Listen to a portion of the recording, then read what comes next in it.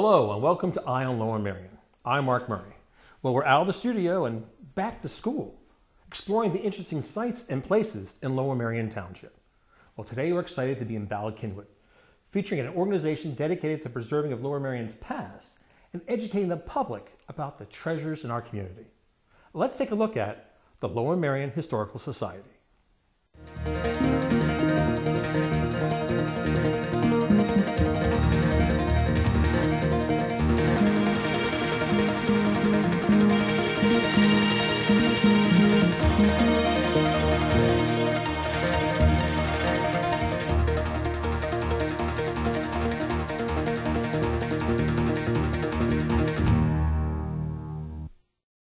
And we're here today with Jerry Francis, the president of the Historic Society. And we're in a very recognizable building here in Ballackinwood. Jerry, could you tell me more about it and how it became to be what it is today? Well, thank you for inviting me here today to talk about one of my favorite topics, which is the heritage of Lower Merion. And the Lower Merion Academy plays a big part in that. To rewind a little bit, why is the building here? We have to go back to the first permanent settlers of Lower Merion were the Welsh Quakers that arrived here in 1682. They came here and established the Merion Meeting House, and they built their meeting house in 1695. And part of the meeting house was the upper level was used for education purposes. The Quakers that came here from Wales were upper class. They valued education very much. And as soon as they got here, in addition to worshiping, they decided they had to educate their families and the natives, the Native Americans that were here also, that were part of the class in their school system. Really? They outgrew the attic above the meeting house. They built a log cabin across the street, a meeting house lane, and they outgrew that after a number of years. Finally, in 1810, a guy named Jacob Jones, in his will, he decided, I want to build for the Lower Merion community a schoolhouse appropriate for the community. Right. So in his will, he sets aside about 9.5 acres of land and the money to build the Lower Merion Academy. So in 1812, they start building it. And this is an etching from the 1851 livery map of what the academy looked like back in that era. What this dirt road along the front of it here is actually Meeting House Lane back then, which went from the Quaker Meeting House, which is just south of here, about a quarter mile, and it connected here. It still is a 4-level building. The front in those days was what is today facing the Kinwood Elementary School. So these doors took you into the ground level area. In here was where the kitchens were, because when the students went to school here, they usually stayed overnight and stayed here for a week or so. They dormed here, so they had kitchens. They had a dining room, and they also over here had an area for a basement area to store tools, because the 9.5 acres they actually the students helped harvest and till. It wasn't free education. Okay. All right. You were learning to be a farmer. Guess what? Okay. So you went out and actually applied what you learned. And the produce from the farms helped to feed the headmaster and his family. So the lower level was the kitchens and the dining rooms, etc. We're actually right here, which is today the first level. This was where the classrooms were. And then up above here were additional classrooms and the quarters for the headmaster. And then up in the attic areas was the dormitory where the students spent their time, or they got snowed in or whatever. Right.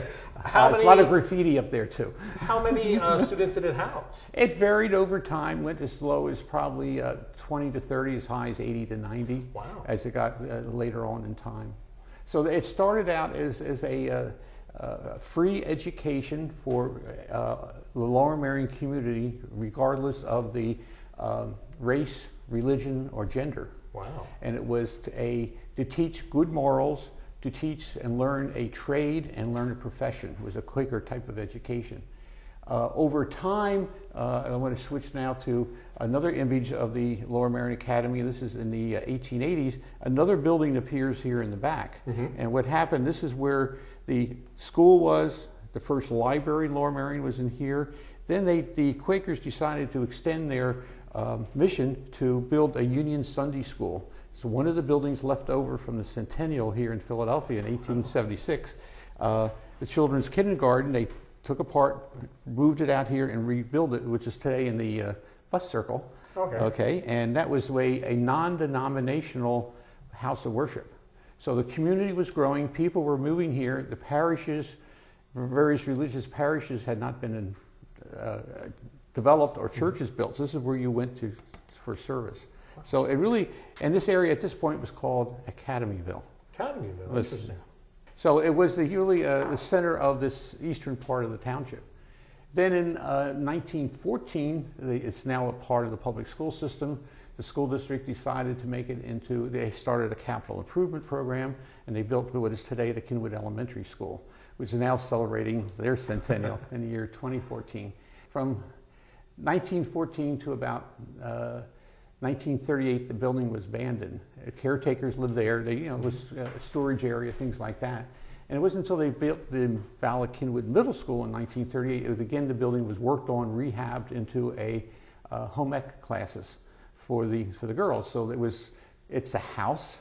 So the classrooms were converted into a living room, a dining room, bedrooms, things like that. And there were 3 kitchens in here also. Wow. So that was, and then it was used by the school district until year 2000, when the school district had another capital improvement program built and put additions onto the Ballard Kinwood Middle School, and that was the time the Lower Merion Historical Society, we raised our hand. I said, if it's not going to be really used for educational purposes, would you consider the Historical Society moving in and using this as our headquarters? Very nice. So it's been repurposed from a schoolhouse to a library to a community center, Union Sunday School, and now you're home here in this Historical Society. Yes. Wow, that is awesome. Now, Jerry, the Historic Society wasn't always here, as you said. They came from somewhere else. Where were they before this building? The Historical Society was founded in 1949, and a few years after its founding, the township was kind enough to give us space at Ashbridge House in Ashbridge Park. So we had 3 small rooms on the 2nd floor, and that was our headquarters up until about the year 2000. We outgrew that because the collection had grown over time, and this became available. There was a part of the lease agreement, part of Jacob Jones' will, the building must always be used for educational purposes. Since the school district was going to really abandon the building for classroom purposes, but only use it for meeting space, they needed someone to come in and actually use it for education purposes and have classes here.